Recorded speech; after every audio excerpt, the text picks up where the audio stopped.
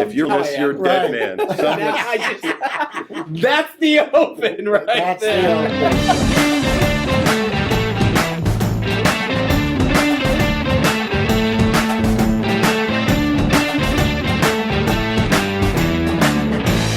Welcome to PIX on Pigskin from the PIX 11 Sports Department, high above 42nd Street in the heart of New York City.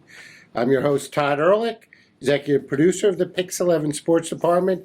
Today, we are joined by Joe Messeri, the host of this week's New York Blitz. He did a phenomenal job, and he's here to help add some insight to the PIX on Pigskin podcast as well. Our roster is getting thinner than the Giants' offensive line, but we will truck ahead. Yes, but we've got Greg Buttle, one of the top 100 Jets of all time. He single-handedly helped the Jets end their longest playoff drought in their franchise history, and he can help us end our 7-week drought here on PIX on Pigskin. Let's just narrow something down right now. Okay, I'm not one of the top 100 Jets of all time. 57? I'm on the Jets all-time team. That's 22, 23, that's 24 players, I would think, right? Well, are you counting special team players? I We had the argument when Dad here He's earlier. counting 52,000 years. No, it's all-time team. All-time team. All right, Top- well, let's top just get it 22. straight, folks, so we're on the same page. Yes, all right. I appreciate the Clarification. yeah, fake news. Okay. Rundown for today's show. Big Blue looks to wreck Sam Darnold's return to MetLife. Jets fly into Foxboro, try to find a win against their rivals. And we'll examine, should fans boo their home team? We'll take a look at that. So a lot to get to, but let's start with the Jets. To quote Bart Scott, can't wait, fired up. My first question to you, Greg Buttle. Obviously, in years gone by, division opponents are a rival.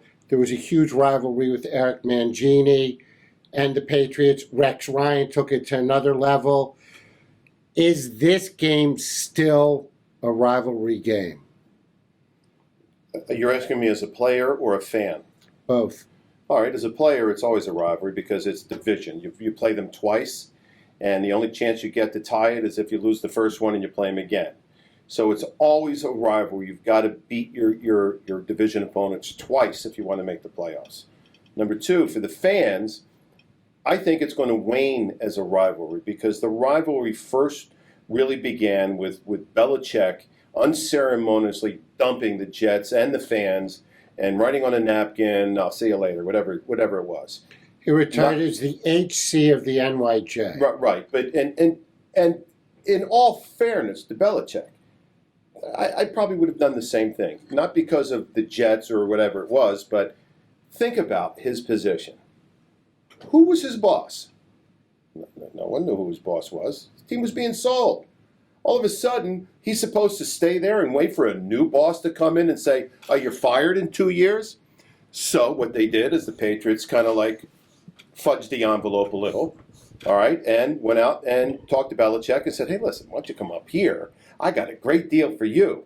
Case in point, that becomes what a rivalry for Jet fans, because the Jet fans now are going, "Oh, I don't like Bill Belichick." And all of a sudden, Mo Lewis destroys Bledsoe and he invents Tom Brady. I mean, you got to be kidding me. So that thing of timing of Belichick and Brady, and next thing you know, the fans are into, "I hate the Patriots." Now comes along the new coaches. Players come and go, coaches come and go. And so what does this coach bring to the table? Mangini didn't bring much. Didn't bring much in personality. In fact, a zero. If Bill Belichick is a zero, Mangini might have been a minus. So I'm not. So what you're looking at is not in terms of how do I fuel Jet fans. Mangini's not fueling him. Mangini's got his own gripes with Belichick. So it was a Belichick versus Mangini, and it's like a little street fight. Are they going to shake hands? Or are they not going to shake hands? So that was the intrigue that allowed, that was palpable, which made fans watch. They didn't necessarily think their team was going to win, but hey, let's see what is going to come out of this street fight. Then comes in Rex Ryan.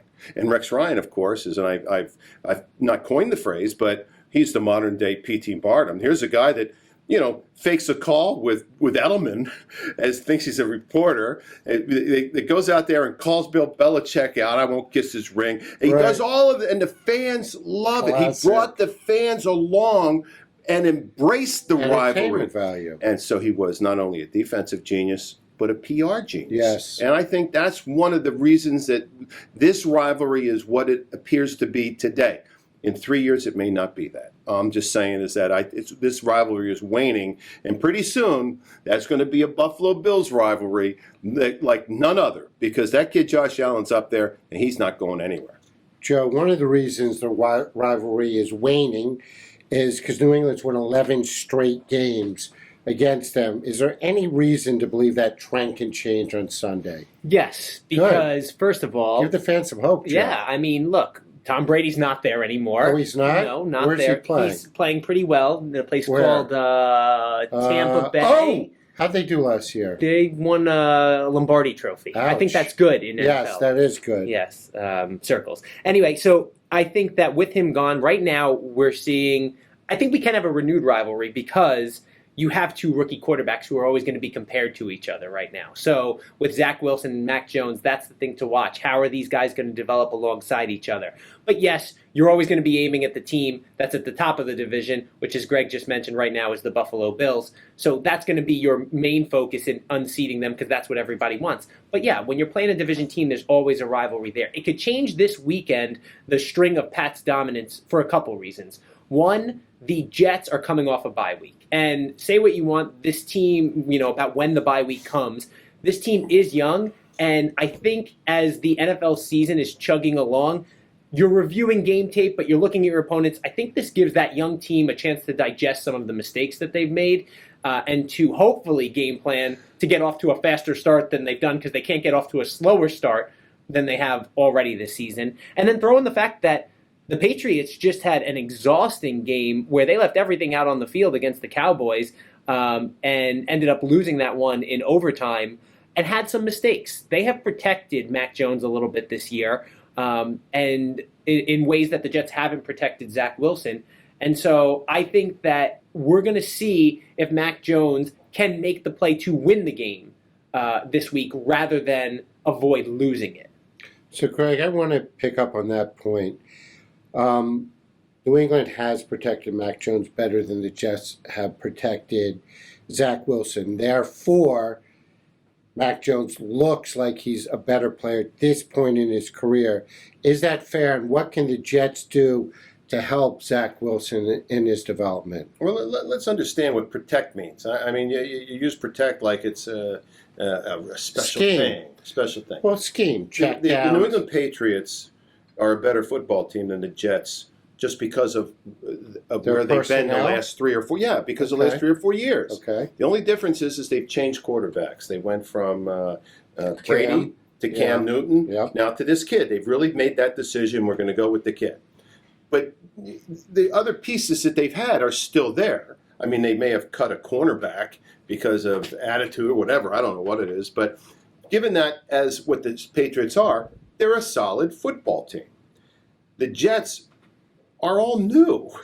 I mean, you got half rookies on defense. You've got a new interspersed offense with guys that didn't even play on the offensive line until game 1 and wide receivers that weren't in the mix until game 3 and a rookie quarterback.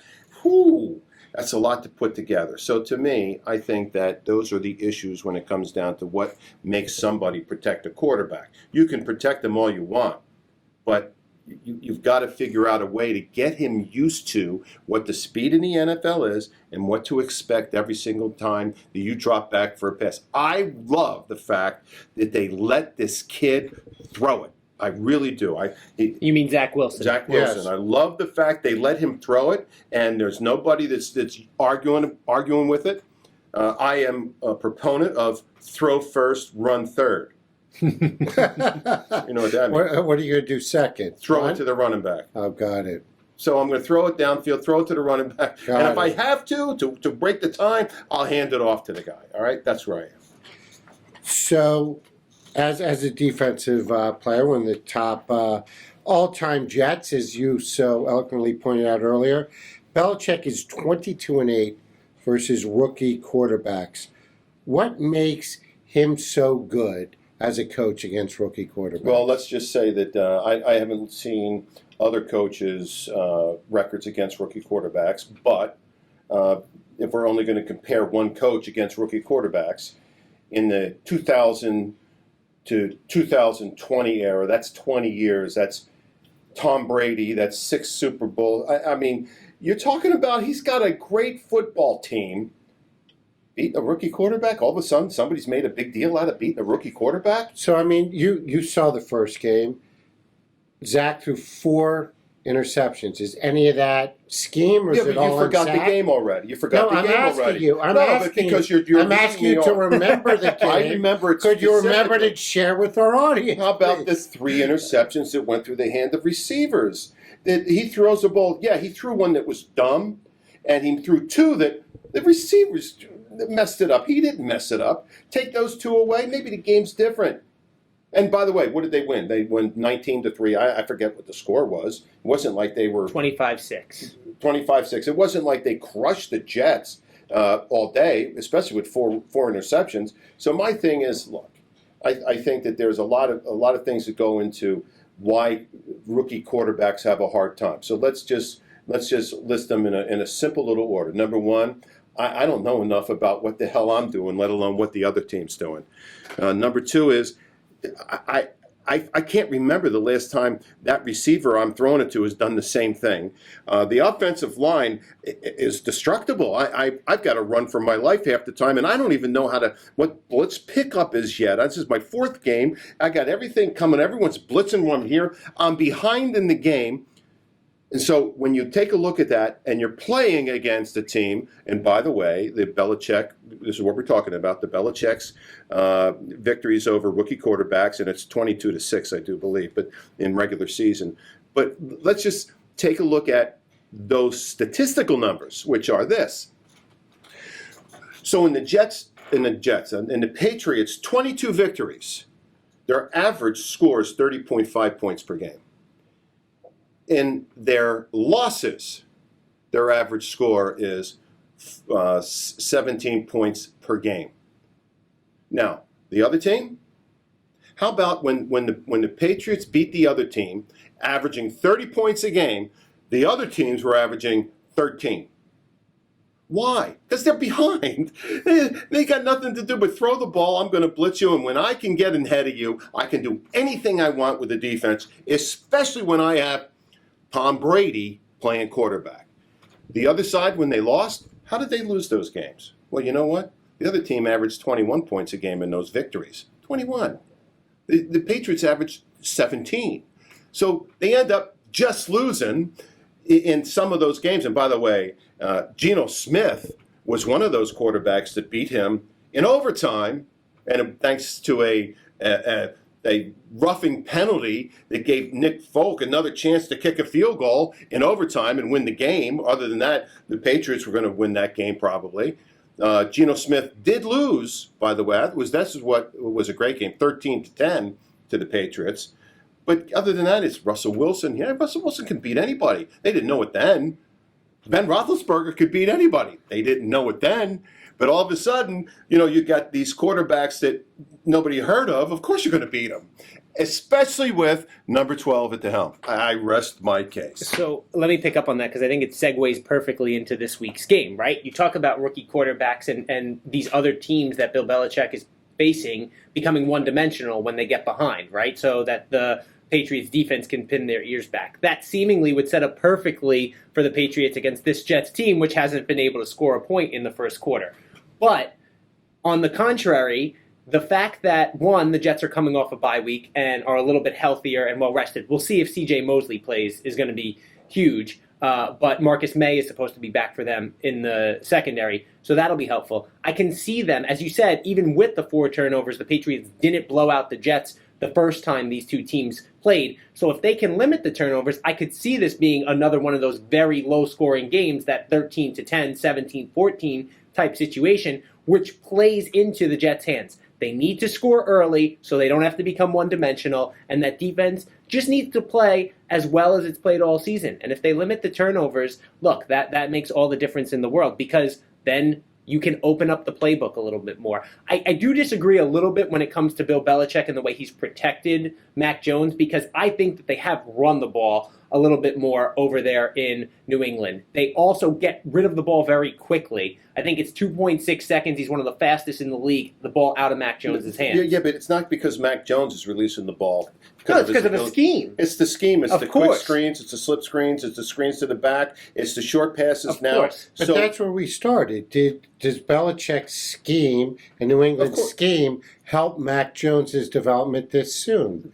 That was the my, first my answer. question. My answer is tongue in cheek. Sure, it does at 2-4. All right. So you tell me. Yeah. You know, you want to have that argument? Well, our guy's 1-4. Their guy's 2-4. Yeah. Our Yeah. guy's throwing more interceptions, but the record is simply like the same thing. Now, it Yeah. doesn't matter how much you lose by or how much you win by. I get that. All I'm saying is that there's a different outlook as to what they want. Now, Bill Belichick wants Tom Brady too.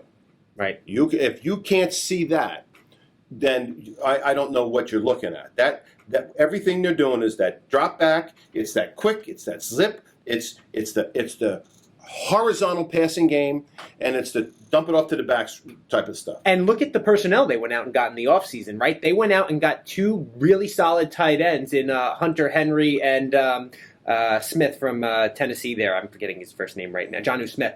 But just like when Tom Brady started out, right, you forget, he had Aaron Hernandez and Rob Gronkowski there. And he kind of built that scheme around the personnel that we have. That was the predecessor to all of the tight ends that we have right now in the Travis Kelce's, the Greg Kittles of the world. And, Right. he revolutionized that. And don't forget one thing, too, is that the revolution is to not throw it to the tight end all the time, but there are specific areas of the field that you're going to utilize that tight end because they can't cover them based on their film watch of this is what they do inside the red zone, this is what they do from the 40 to the 20, this is what they do coming out. So they know in what part of the field they're using Gronkowski or they're using that tight end. And if you look at how much trouble the Jets had with Kyle Pitts with the Atlanta Falcons, now granted he's a beast and they really didn't have anybody else to throw it to because they were dealing with some injuries, the Falcons were over in London. It could be troublesome for the Jets this week, and the Jets have been working on some schemes which are really interesting. You saw some defensive linemen who ended up in coverage on some of these zone blitzes, which if you get exposed, you look like a fool, but if it works, you look like a genius if you end up getting sacked there. But the Falcons were aware of that going into London and took advantage of that with their matchups. Bill Belichick is going to be aware of that. Again, I look for Robert Saleh to change up the scheme a little bit. I don't disagree in this with you. week. It's time. Let me put a bow on this conversation. Greg, you're a big proponent of potential. What have you seen from the two quarterbacks, and who do you think has the best potential from what you've seen so far? Okay, so it's what do you want your quarterback to do? That's the potential. So if in fact Mac Jones is doing exactly what the Patriots want him to do, this is what they want, well then that's as good a potential as a guy that throws the ball down the field for 70 yards or an Aaron Rodgers. All right, so you get those things. It's not that Mac Jones can't be an Aaron Rodgers. It's that no, they want him to be Tom Brady too. And so, to me, I think the potential is always there. How high can you go? Mac Jones might be able to go to a Super Bowl. I would have to wait and see him go to 6 before I'm anointing this. You might have to wait a long time. That's what I'm saying. For any quarterback, this is an anomaly of what's happened in the NFL because it never happened. I think I don't think it's going to happen again either. There's too much parity in the league. If you look at the performance to date for both of these quarterbacks in Jones and Zach Wilson, I think if you're trying to extrapolate that over their careers in the small sample size that we have, Jones can be surgical, right, and precise, but he's going to need, is Bill Belichick going to remain his coach, right? Is he going to get a new offensive coordinator and going to have to learn a new playbook? What are the receivers that he's going to have around him? I could see him yelling at guys because they went 7 instead of 9 yards on their route. That's the type of quarterback that he's going to be. And from all reports, he is studying. He is in that playbook. He is in that film room. and will master that from the mental side of the game. Athletically, Zach Wilson looks like he has more potential on that side, being able to roll out, being able to avoid the rush, just the zip on some of his throws. He needs to get better at that decision making. Long term, if Wilson can catch up to the speed of the game, he can take what the defense is giving him and do that death by 1,000 cuts out there. I think he has more potential as an individual. But football is a team sport, and it's going to be what you surround these guys with. So with it being a team sport, which team's going to win on Sunday, Greg? You know, that again, this is so difficult, but I think the Jets have as good a chance to win as the Patriots. So it's all about turnovers. I've said it many times in these games. Listen, the Patriots are 2-4 because they turn the ball over. They're not 2-4 because they're sharp as attack. The Jets are 1-4 because they turn the ball over. Don't turn the ball over, and let's see what happens in the game. I think the Jets can beat them, even in New England. Well, New England hasn't won a game. Let me tell you something. They got a heck of a kicker in Amendola. Mm-hmm. So, you know, if it comes down to a field goal, they got a good shot. Yeah. And the Patriots yet to win a game at home this season. I think the Jets can win this game this week. I think it's going to be close. I think it's going to be one of those very low-scoring games. And I think that the Jets offense will have some tricks up their sleeve on the first drive of the game, right? I think we're going to try and see them get more engaged and open up the playbook a little bit. Jets score first, they end up winning the game. They don't score in this game, I think they end up losing this game by a larger margin. But I'm going to go with the Jets. I think the extra time and preparation, they're going to come out and score first. I'll go 17-14 Jets. Okay, I just want to correct what he just said. That's Joe. I'm picking the team that scores last wins. Oh, interesting. Pretty good. All right. I rest my case, Mr. Roccavano. I'm going Jets 17-14. They'll score last. Buttle will be right. Okay, Sam Darnold coming back with the Carolina Panthers to MetLife. Not playing his old team, but playing the Giants. They're coming back after losing 3 in a row and a heartbreaker last week. However, the Giants got the doors blown off them the last 2 games. So to them, it's looking like a game to get right.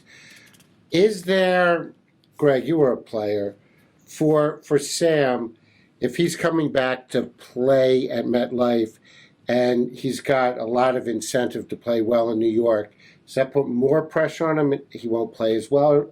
Or is that something that could encourage them to play better? How does that pressure work on players? I don't think that's pressure at all. That has nothing to do with anything. You may get some players just to throw some hype nonsense in there about it, but I will tell you right now, Sam Darnold's only looking at the Giants and what he's got to do to win this football game. He's not thinking about, oh wait, when I win this game, man, they're gonna love me in New York. They got to love him down in Carolina first, and so that's the first thing on his mind. So I don't believe any of that hype nonsense that goes into that. Now, that being said, do you think he might have some jitters? You know, going, all right, I'm going back to New York. Okay, maybe he is, but once the gun sounds, it's all over. It's about playing in that game and each individual play and how he can be better. What about preparation? If he's going back to New York, he knows he's got his fans. This is where he started his career. Do players get more pumped up for some games than others? Like you said, the Jets-Pats are a rivalry where maybe he'll be in the playbook a little bit more. Maybe he'll stay longer after practice. Is there something do players get more hyped up for games and prepare better? You know, that would be a good question maybe for some other player. But for me, no. Every game is the same game. It doesn't matter. You got to do this. You got to do that. There are certain things in the game that are changed. So you're going to get hyped up. I got to play against Brown. I mean, this guy is some offensive tackle. His arms are longer than my legs. I'm telling you, this is stuff. He played for the Steelers. And so when you think about these things, you got to be prepared for that guy. You got to watch as much film as you can on him. You got to be so prepared. So all the other hype stuff is negligible. But if it's against you, O.J. Simpson, when I was playing against O.J. Simpson. That was a hype. This was my whole 2 weeks before the O.J. Simpson. I was watching film on him. Every single day I'd watch that film. not playing him this week. I'd watch the whole film and get ready for the Buffalo Bills like I did anybody else. But I would just at night watch O.J. Simpson just to double check myself. So there are players that you get hyped up to play against because they're great. So we know the Giants have none of those players that Carolina will be amped up Well, for. let me tell you, the coaches are going to say, you think that Barkley's injured? Yeah. You think Barkley's injured, he's going to roll all over you and run past you. You think that guy's not? No. You think Jones threw 4 interceptions? You think he's throwing 4 this week? How about the games he threw all over the place and ran? And by the way, he can take off and run. So all of the coaches are getting these guys prepared for that. And again, there's something called, in psychology, called Yerkes Dodson. You don't know about it, but you can look it up. And Yerkes Dodson is the inability for somebody to become emotionally amped up without becoming tired doing it.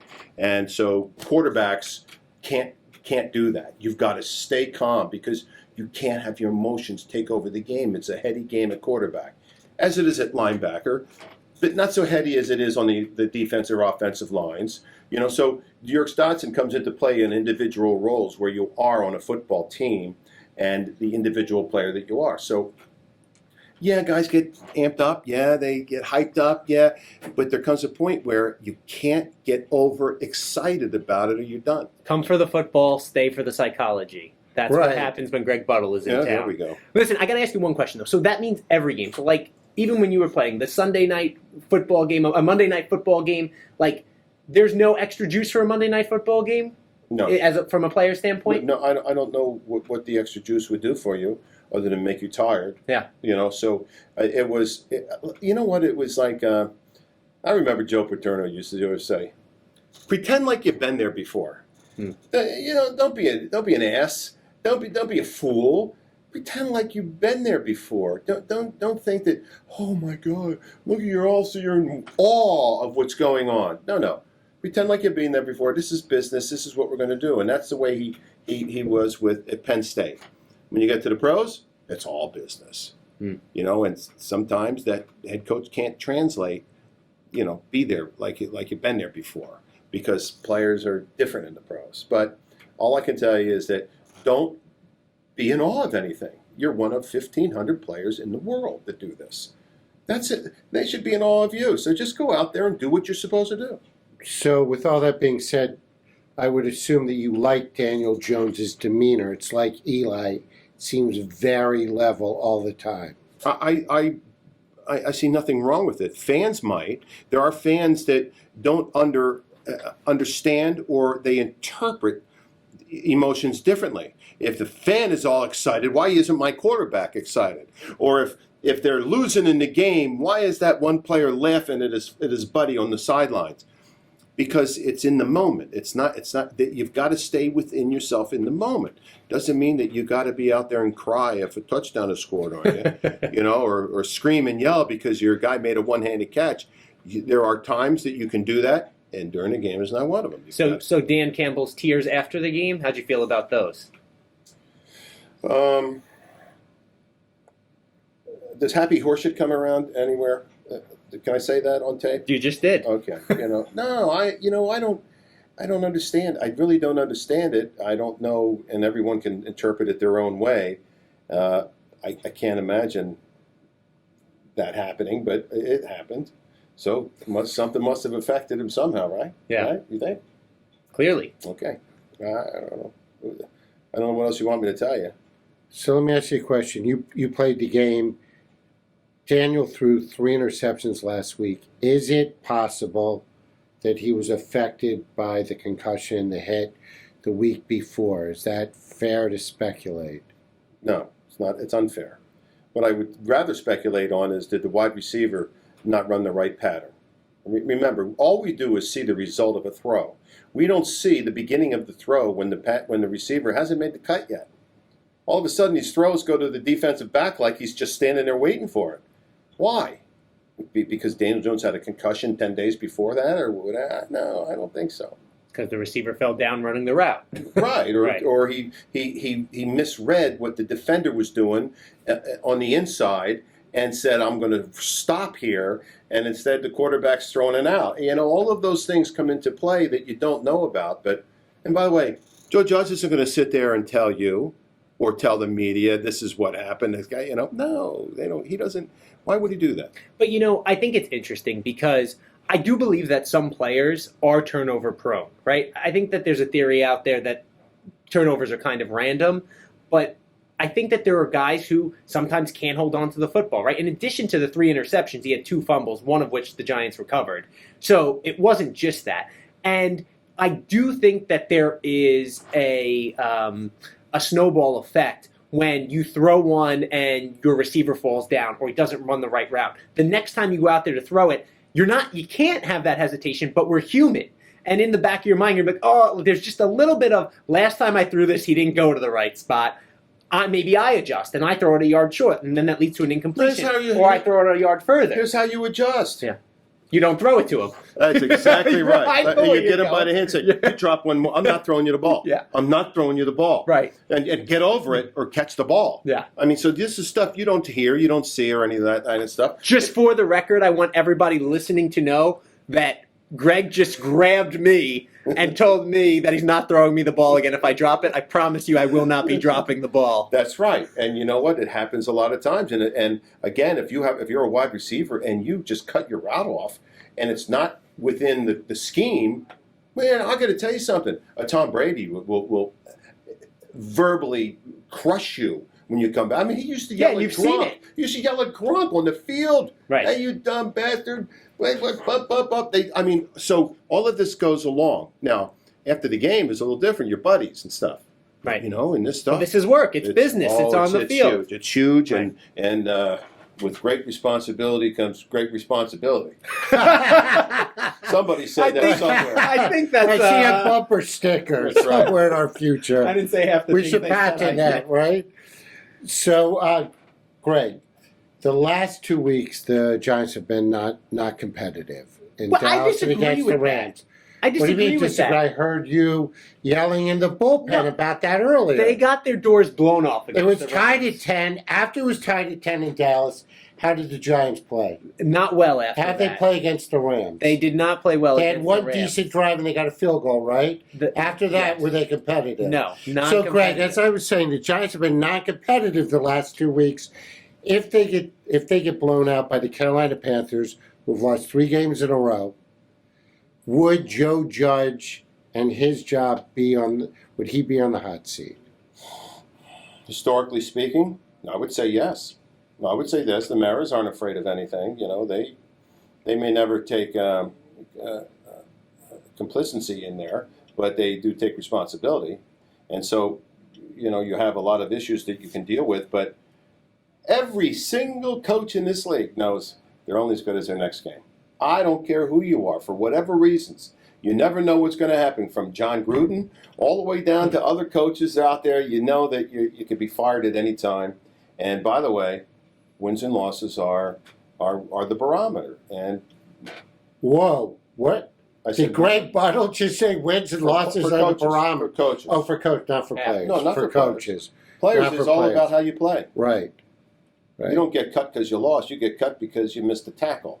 You don't get cut because you lost. You get cut because you dropped the pass. You don't get cut because you lost. You get cut because you threw the interception. We could have went the other way and said you don't get that long contract because you won the game. You get it because you scored the touchdown. That's right. But we went totally negative. We did. Yeah. We go negative here on Picks I mean, when the two teams have the worst record in football over the last 4 or 5 years, 5, yeah. Yeah. It's not good No, it for is the tough. Jets. But again, you think about it. The Jets, and the Giants, they've been in an ultimate change period for the last 8 to 10 years. And despite the fact that Eli Manning was still there, you saw the things that happened and they went downhill. And you just have to grab it by the throat, and you have to shake it, and you've got to say, okay, this is what we're going to do. And sometimes this is what they do coaching. It doesn't work out. And this is what we do as general managership, doesn't work out. And again, I've always said this many times. It's not the head coach necessarily, it's who you bring in. Who are the assistant coaches that are coaching? It's not necessarily the GM. Okay, he can negotiate contracts, and yeah, maybe the buck stops with him. But who are the guys evaluating the talent for you? Because you can't see it all. You've got to depend on people. So it goes deeper than Gettleman. It goes deeper than Joe Judge. It goes deeper than Saleh and deeper than Douglas. And so when you get that solidness in your organization, as the Patriots have had, okay, it's deep. Look at how many times assistant coach goes, becomes a head coach, gets fired, he comes back as the assistant coach. He already knows the program. He already knows everything. They already know it all works, man. Steelers, it all works. Sometimes it doesn't work the way they necessarily want it to right away, but you know that change is tweaking. When you wholesale change like the Jets and the Giants have done, that's a very, very undermining process for players. So let me ask a bigger question on the NFL then. Do coaches need a longer leash? Do regimes, coaches, GM, do they need a longer leash than they get right now in the NFL? Because you look at the Steelers, they've had, 3 coaches in their franchise history, it seems like. So they, and Tomlin hasn't had great years every single year. They've missed the playoffs, but they're not reactionary to that over there. So should coaches be given more time and GMs, regimes be given more time? Well, I would say it's in Pittsburgh. It's just not the coach. Again, it's the regime. It's the whole. Right, but I'm talking about from GM. I mean, obviously, ownership is going to be what it's going to be. So from GM down, right, your whole front office staff, do they need more time before, I think they do. Evaluate I think that this is what I need. Okay. Well, no, I don't care what you need. This is what I'm giving you. I mean, I've seen that 1,000 times, and how coaches get mad at it. With Belichick, that kind of changed up there. He became a big part of their scouting and their general manager, and they go all that kind of stuff with players. So they were all on the same page all the time. New coach, new general manager, are you on the same page? Right. Are you really? I don't know, and no one knows, but Mara does, or he should know whether they're on the same page. And if I'm the owner, that's what I'm trying to get. I'm trying to get both of these guys on the same page. It's like coaches. Head coach comes, he doesn't have his offensive coordinator, so his buddy calls him up and says, hey, listen, I'm calling you back because you asked me about an offensive coordinator. Well, I got a guy out, he's in Seattle, he's not this, he's that, but I'm telling you, he's good. You should grab him. Okay, so you bring him along inside. Now he gets to your team, and he's going to run his offense. I don't like his offense, but I'm the head coach. And that's all I got. I got to run his offense. His offense doesn't suit the quarterback I have. So now the quarterback is at a loss. Now he's getting forced. He's a square peg in a round hole. And that's the problem, is that everybody puts these round pegs and square holes and stuff. And some teams figure it out. And it's always the erector. It's the Lego click and place, Mm-hmm. take out, place. And so once you get that, now all of a sudden you've got a pretty good run at stuff. And if you stay away from injuries and you just make sure that the worst you can do is 7-9. All right, 7-9. Sometimes that happens. 7-10 this season. Well, 7-10. Details, Joe. You're always into the facts. So anyway, it's tough. So, Greg, from a player's perspective, Leonard Williams complained about fans booing. He's wrong. And why? He's wrong because fans pay a lot of money to go to a football game. And it's not about them going to a football game because they love Leonard Williams. They love the Giants. They don't love Leonard. Well, Leonard Williams has to embrace that and understand that I want to be loved by the fans, and I'm going to do everything in my power to do it. And if they want to boo, let them boo, because I haven't played 100% right on every play. No player does. So my thing is, that's what fans are. Let them do what they do, and they want to boo, let them boo. Let me ask this though, because all right, and I feel like I'm going to take the player's side a little bit here, because I get. Fans have a right to boo. But if you ask me as a player, how do I feel about that? No, I don't like it, right? You don't like it when your fans booing because it's just reminding you of, hey, I'm playing like crap. We're playing like crap as a team. Chicken or egg. What are they booing? They're booing because you're not playing well. Right. Play better, they won't boo. 100%. But so do don't I complain like about it? Well, when you asked a question, yeah. He didn't come out to the he didn't come out to the press conference, tap his papers on the table, and go, "Hey guys, before you start asking questions." I've never seen a player upset that the fans are booing us. I'll tell you a little story. So we're in the huddle in a game. We're getting our rear ends kicked, and the fans. And this is at Shea Stadium. The fans are booing us. And Marty Lyons was a rookie, and he's looking around. He goes, "Oh," because he's from Alabama. They never and they never lost when he was there. So he's going, "Man, they are booing." I said, "Yeah, they are booing, Marty. So you better start playing better because they're booing you." They ain't booing me. They're booing you. How'd that work? No, that Did he didn't play better? Of course, he became Marty Lyons. Right. But that game, So that worked out. So that's why Marty Lyons became Marty Lyons. Now we know. Yeah. So you One need somebody afternoon to at tell the Shea Giants, Stadium. we all hate this. They're not Right. booing me, they're booing you. So if you're a Yeah. sociopath like me, it's Right. everybody else's fault. Exactly. That works out. We're a narcissist. Right. Joe, Matt Rule jilted the Giants, went down to the Panthers. Giant fans have had this game circled, not necessarily the players, but the fans. How important is this game to Giant fans? I think it will. Look, even if the Giants win this game, I don't think it makes Giants fans forgive the whole, situation. And Joe Judge coming here. But if they lose this game, then Giant fans are just going to heap on and say, hey, we should have gotten Rule. Look how good he is. Joe Judge is garbage. This team stinks. Blah, blah, blah. We needed to get Rule. We didn't do enough. So I think that the upside, unfortunately, for the Giants organization is not there from a fan's perspective. But the downside, fans will look to anything that they can to point about the directions we should have gone and second guess. And so I think if they lose this game, those cries will only grow louder. Because I think some people feel it already. But I don't think Matt Rule has done a fantastic job over in Carolina either. I mean, they didn't make the playoffs last year. They haven't won since Christian McCaffrey went out. And we know he's an all-pro player, Christian McCaffrey. But you still got to find a way to win games.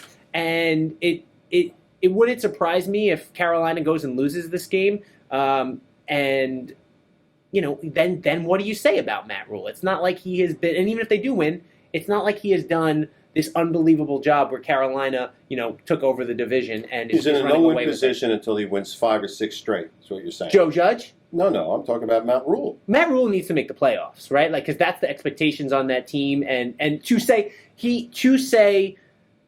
to be at the point where Giants fans should lament not getting Matt Rule. You know what I mean? I don't disagree. I'm just Yeah. saying it's the way it is. Not the way it should be, but it's the way it is. Yeah. So, who will win the game? Joe? I think the Giants are going to win this game.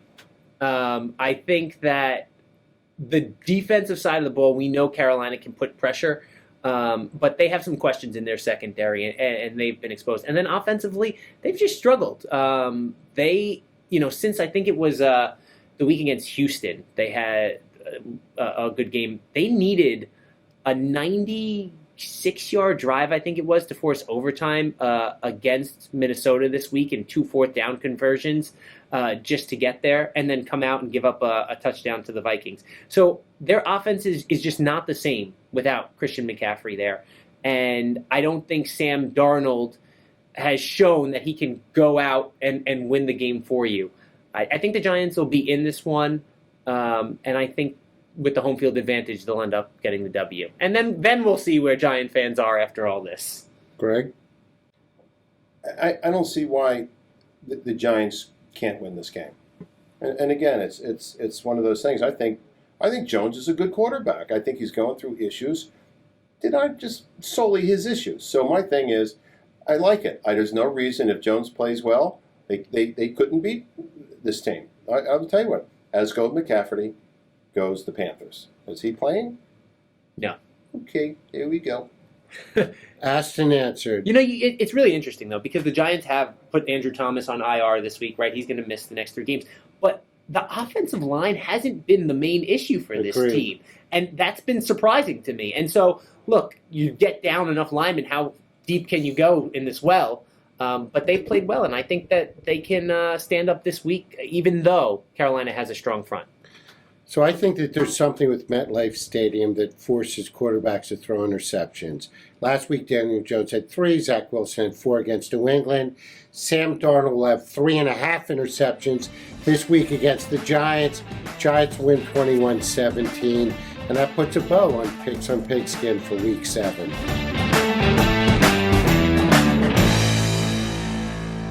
Thank you, guys. It's like putting makeup on a pig.